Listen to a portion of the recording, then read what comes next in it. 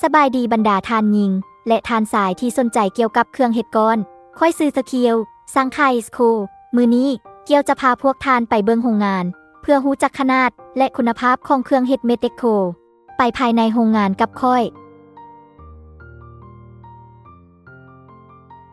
ดังที่ทานสามารถเห็นได้โรงงานผลิตของเอสโคมีพื้นที่ขนาดใหญ่และมีระบบและอุปกรณ์ที่ทันสมัยขบวนการผลิตทั้งหมดปฏิบัติตามมาตรฐานเอรบรับประกันคุณภาพจากการออกแบบจนถึงการติดตั้ง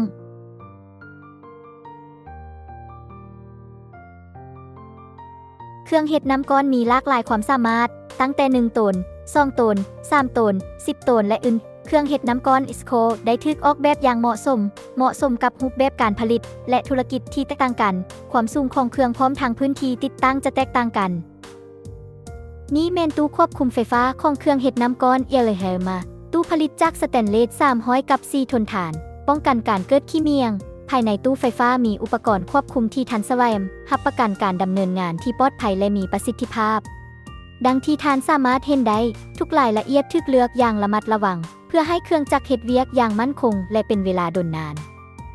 ด้วยรูปแบบนี้ทานเพียงแต่ต้องการกระเกียมพื้นผิวที่เหมาะสมและแรงพลังงาน3เฟสง่ายที่จะติดตั้งและปฏิบัติการทุกรายละเอียดจากการออกแบบจนถึงการประหยัดพื้นที่ได้ถูกค้นคว้าอย่างระมัดระวังโดยอิสโค